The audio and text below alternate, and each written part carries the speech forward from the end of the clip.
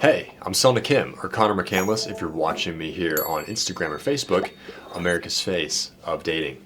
And today, we're going to be talking about, in this coaching chronicle one of you sent in to me, is how do I bring my CEO energy into dating? So this guy's a CEO of a company, came to me, he's actually working with me inside of my program right now, but this question he sent in to me a few weeks ago before joining. And I thought this would help out a ton of you guys as to what's kind of going on, as to why, this guy his company's bringing in multiple six figures per month. I believe it's a construction company.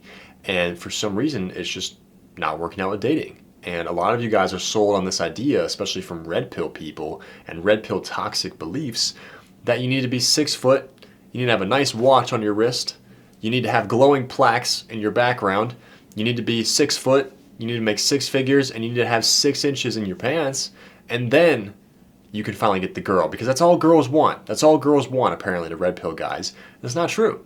This guy's a good-looking dude, makes incredible money. I'm assuming he's 6 foot. He's talking about buying a jet. And for some reason, girls still go cold on him, no matter if it's on the dating apps or in person. So at that point, is it a money issue? If he made $1 million a month, would that change much? He's already making multiple 6 figures per month. Would that change much to make another couple of 6 figures per month? Would that make girls suddenly attracted to him? No. If you said yes, then your beliefs are way off, and that's probably why you're being held back with your dating life as well. So, let's jump into his message here. He's already crushing it, by the way. He's already in a relationship. He's been 6 weeks, I think, into my program. I can't remember the exact weekage, if that's even a word, that he's been in the program. I believe it's 5-6 weeks now, and he's already in a relationship.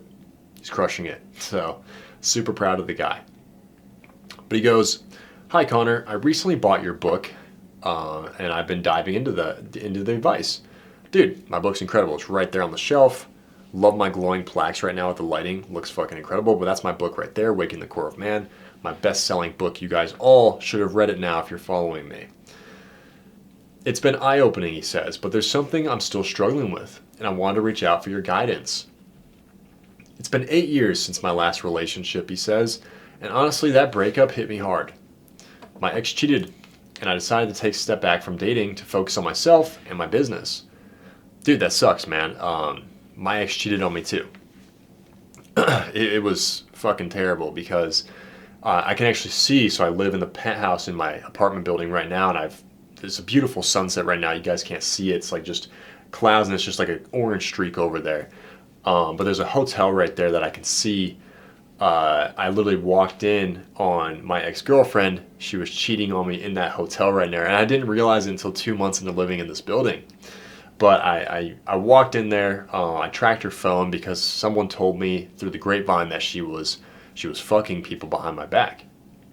And tracked her phone one night, got her tracker. She didn't know that I had her location, so I was asking her, like, "Hey, where are you at tonight?" And she said that she was here. I checked her location, and she was nowhere near where she said she was. She was somewhere else, and so I tracked her location. I talk about it in my best-selling book again, but long story short, knocked on her hotel room because I figured out what room she was in, and she answered the door, wrapped up in a bed sheet because I covered the peephole. Answered the door, wrapped up in a bed sheet. Her nipples were poking through the bed sheet. I remember that image is like burned into my brain. And then my best friend was also in the room with her, so they already got done fucking, and that's how it went. And it just fucking broke me for about a year or two of my life. My confidence was shot. It was really hard to make a comeback from that, but it was just a part of my hero's story.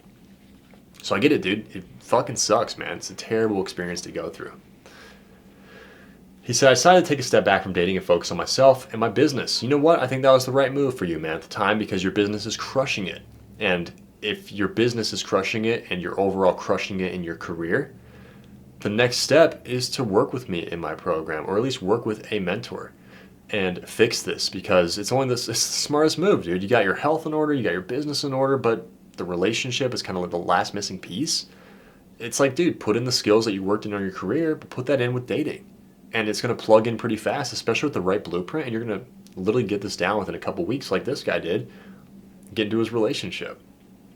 He said, "Fast forward to now. I've built a great life for myself. I run a successful company, have a nice car, jet skis, and all the toys," he says. There's one thing missing.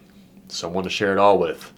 Well, I'm not going to say my client's name, but you filled that. You're now in a relationship, which I'm proud of you. But at the time of writing this into me, he wasn't. And he was struggling. Like a lot of you guys are now. Great career. Take care of yourself. You look good, but girls still pull away and go cold and friend zone you. We help you guys fix that pretty quickly, as you can see. I've been putting myself out there recently, but things just aren't clicking. My last date ended with me getting ghosted, and I think it's because I'm too nice and not great at texting. I feel awkward around women I'm really into. Definitely not smooth or confident. So if you guys, I just got off my Arrows group call. Arrows is the name of my program, my high-level mentorship. And I just got off my call with my clients. And what we talked about on the call was how there's two boxes that typically men have. And what those boxes look like are the I would not category and then the I would category. And most of the time, and how our brains work, is that our brains want to spare us energy. Okay, stay with me for a second. This is a science explanation. But our brains are designed to, what's the fucking word for it, man? Are designed to conserve calories, so keep energy. And if we didn't have these automatic patterns or habits developed in our brain would be burning so much fucking calories that we'd probably die from exhaustion. That's actually statistically proven. That is scientifically proven and studied. And so when we are these are formed as habits. And so our habits with women from a young age, and when we start getting into puberty and we start learning this stuff, how most guys' habits develop is the I would not box and the I would box. And typically in the I would box, we place every single girl that we've ever find just really fucking attractive, and girls that have, AKA most of them, have rejected us and turned us down, if not all of them. The girls that you would not, basically girls you would not fuck, not sleep with, not want to date at all. And what guys come to me and they tell me, and they're just like, the girls that I'm not into, I can flirt with them, man. It's so easy. But the girls that I'm really into, I can't. And it's because of that auto-categorization that you've basically developed in your brain. And when you basically take in all the girls that you would sleep with and you put them in this I would box, and now you view every single girl you put in that box as the first girl that ever rejected you that you put into that box. So basically every girl you put in that box, you view them as above you. And you talk to them as if you're a fan. And if you always treat the girl as a fan, or if you always treat the girl as a celebrity, then she will always view you as a fan, not a lover. And so the way to fix that is to eliminate both of those boxes from your brain. Because let's say you put a girl in the I would box. And let's say that you found out down the road that she slept with over 1,000 men, has AIDS, and has 8 children. Would you still view her as attractive? Or would you be like, yo, I may sleep with her still, maybe. I mean, if you're really risky and she has AIDS, if you're really thirsty. But most of us would be like, yeah, I'm just not going to fuck with that. Just not going to be with that. So you have to view it every single girl, and you have to talk to every single girl the same. It doesn't matter if she looks like Hulk Hogan. It doesn't matter if she looks like Kim Kardashian.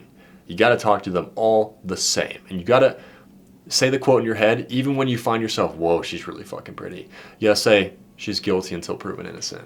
Okay? It's not the other way around. With cops, it's she's innocent until proven guilty. With women, it's she's guilty until proven innocent. Okay? So she's automatically in the I would not box. Put every single girl in the I would not.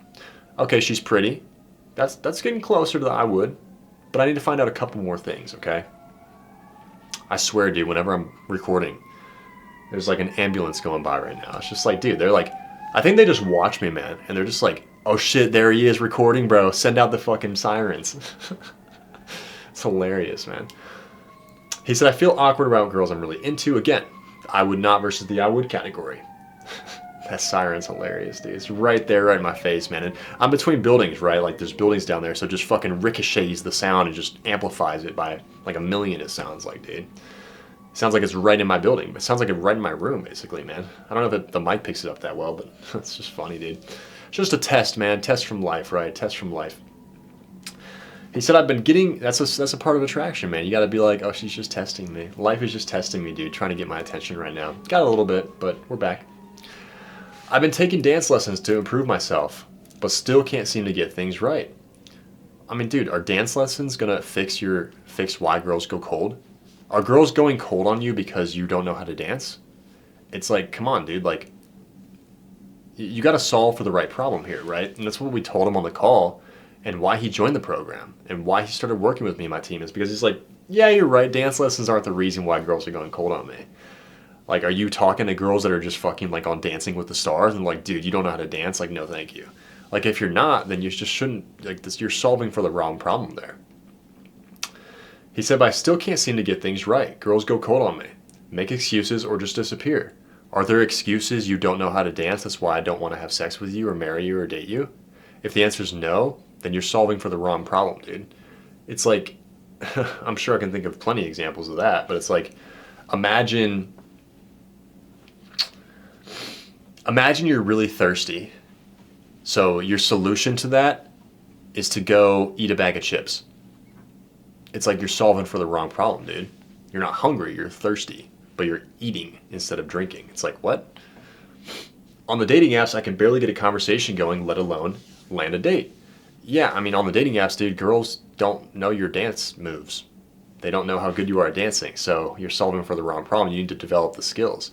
Even Einstein said, dude, you can't solve a problem with the same level of thinking that created it to begin with. The same level of thinking that you're currently at, watching, is girls are going cold. You can't solve that problem with the same level of thinking that created that, right? Like, basically saying, oh, girls are going cold on me, I'm gonna go get dance lessons. What? Some people are like, dude, I suck with dating, let me go get therapy. What? Like you got to just develop the skills, man. People try to convince you, oh, you're all fucked up mentally, bro, and that's why. It's like, dude, no, like, you're actually so damn close. Like, you guys just don't see it. You just got to get out of your own damn way most of the time, man. Are there very few people that, yes, like, they got some issues mentally, man, like, they got to fix that first? Sure.